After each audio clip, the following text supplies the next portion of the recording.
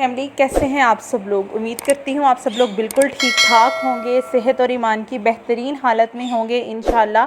तो आज मैं आप सब लोगों के लिए लेकर आई हूँ वेजिटेबल नगेट्स, सब बच्चों की पसंद और सब माओं की भी पसंद है। तो आराम से आप लोग इसको टी टाइम में यूज़ कर सकते हैं, टी टाइम स्नैक्स के तौर पे आप लोग इसको यूज़ कर सकते हैं। उसके अलावा बच्चों के लंच बॉक्स के हवाले से काफ़ी ज़्यादा इम्पॉर्टेंट है ये, क्योंकि पहली चीज़ तो ये है कि इसको आपने ख़ुद बनाया है अपने साफ़ सुथरे हाथों से और अच्छे मटेरियल से। दूसरी बात ये कि आपने इसके अंदर सारी हेल्दी चीज़ें यूज़ की हैं, वेजिटेबल्स ही हमने सारी इसके अंदर यूज़ की हैं। और थोड़ा सा मैंने इसके अंदर चिकन ऐड किया है, लेकिन अगर आप लोग इसके अंदर चिकन ऐड नहीं करना चाहते तो आप लोग इंग्रेडिएंट्स को अपने बच्चे की पसंद के हिसाब से भी चेंज कर सकते हैं। जिस तरह से आपको ज़्यादा अच्छा लगे आप अपने नगेट्स को उस तरीके से बनाएं। रेसिपी मेरे साथ लाजमी शेयर कीजिएगा और मुझे फ़ीडबैक भी लाजमी दीजिएगा।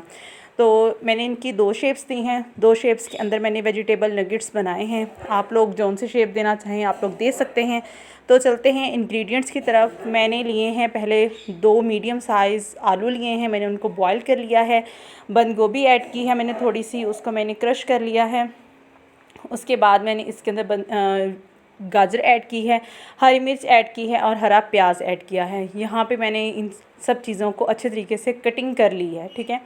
आपने आलू को बॉईल कर लेना है, जैसे मैंने आपको प्रीवियस स्टेप में बताया था प्रीवियस वीडियो के अंदर कि आपने आलू को किस तरीके से बॉईल करना है। अब उसके बाद मेरे पास है यहाँ पे लेफ़्ट ओवर चिकन टिक्का, तो मैंने यहाँ पे क्या किया कि उसको श्रेड करके इसके अंदर ऐड कर दिया। अब जिनके बच्चे चिकन नहीं यूज़ करते, जिनके बच्चे चिकन नहीं खाते, तो वो लोग इसके अंदर चिकन, अगर वो लोग मदद चाहती हैं कि वो बच्चों को चिकन खिलाएं, तो वो उसको और थोड़ा बारीक श्रेड करके इसके अंदर ऐड कर सकती हैं। उसके अलावा आप लोग मटन की बोटी जो है सालन के अंदर से निकाल के आप उसको भी श्रेड करके उसके अंदर डाल सकती हैं। हेल्दी की हेल्दी चीज़ हो जाएगी। अब हम इसके अंदर स्पाइसेस ऐड करते हैं। मैंने इसके अंदर ऐड की है काली मिर्च का पाउडर ऐड किया है, लाल मिर्च ऐड की है, नमक ऐड की है। अब मैंने ये सब चीज़ें बहुत थोड़ी थोड़ी ऐड की हैं ताकि बहुत ज़्यादा स्पाइसी ना हो जाए। उसके बाद इसके अंदर मैंने चिली सॉस ऐड की है, सोया सॉस ऐड की है और धनिया ऐड किया है। धनिया अगर आप लोग ऐड करना चाहते हैं तो आप लोग ऐड कर लें। लेकिन अब आप देखिए हमने इस मिक्सर को रेडी करना है, मिक्स करना है। तो देखिए अब मिक्सचर हमारा मिक्स हो चुका है। ये बहुत ज़्यादा फ्लूइड वाला नहीं है, रनी लिक्विड नहीं है हमारा। तो ऐसा नहीं है कि आपने चिली सॉस और सोया सॉस को बहुत ज़्यादा ऐड कर देना है, फिर वो आपकी अच्छी शेप नहीं बनेगी। जिस तरह से मैंने अपनी कटलेट्स की जो रेसिपी के अंदर जिस तरह मैंने आपको बताया था कि आपने उसके अमेज़े को रेडी किस तरीके से करना है, आपने यहाँ पर भी उसी चीज़ को फॉलो करना है और उसको ज़्यादा लिक्विडी नहीं करना। उसके बाद आप इसकी जौन सी शेप देना चाहें आप इसकी दे सकते हैं। मैंने यहाँ पे जस्ट 2 शेप्स दी हैं।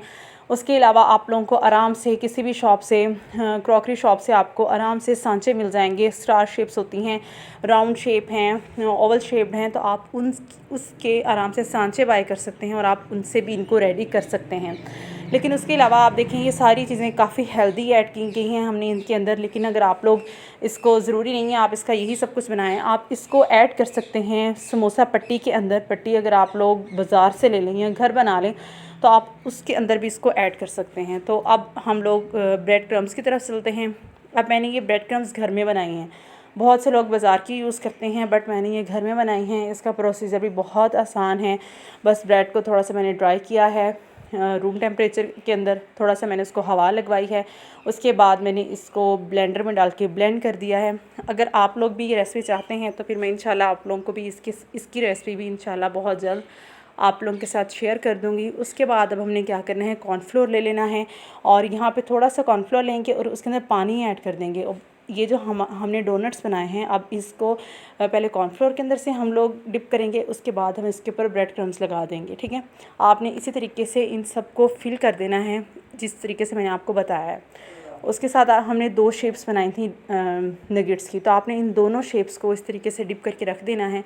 लेकिन अगर आप लोग इस स्टेप पे इसको फ्रीज़ करना चाहते हैं तो आप लोग इसको फ्रीज़ कर सकते हैं। फ्रीज़ करने का मेथड वही है जो मैंने आपको शामी कबाब की रेसिपी में बताया था कि आपने इनको पहले आयरन या स्टील की कोई बड़ी सी डिश लेके आपने उसके अंदर इसको रख के पहले फ्रीज़ करना है। थोड़ा सा इसको जम जाए, जब ये बिल्कुल अच्छे से जम जाएंगी तो आपने इसको एक बड़े से बॉक्स के अंदर डाल के इनको रख देना है। फिर ये एक दूसरे के साथ बिल्कुल भी नहीं चिपकेंगी। लेकिन इनके अंदर आलू का इस्तेमाल किया है हमने, तो आपने ट्राई करना है कि आप इनको यूज़ कर लें। ये नहीं कि 2-3 माह तक के लिए आप इनको बिल्कुल फ्रीज़ करके भूल जाएँ। आराम से आप इसको यूज़ कर सकते हैं, बच्चों को लंच बॉक्स में दें خود اگر آپ لوگ ورکنگ لیڈیز ہیں تو آپ لوگ خود بھی اپنے لنچ کے اندر لے کے جا سکتے ہیں. ہوپ سو آپ لوگوں کو میری آج کی ریسپی پسند آئی ہوگی. اگر آپ لوگوں کو میری آج کی ریسپی پسند آئی ہے تو کائنڈلی مجھے اپنا فیڈ بیک لازمی دیجیے گا. میری ویڈیو کے نیچے کمنٹ کیجیے گا, میری ویڈیو کو لائک کر دیں, شیئر کر دیں اور بیل آئیکن کو پریس کر دیں تاکہ میری ہر آنے والی نئی سے نئی ویڈیو آپ لوگوں کی طرف پہنچ جائے. اللہ حافظ.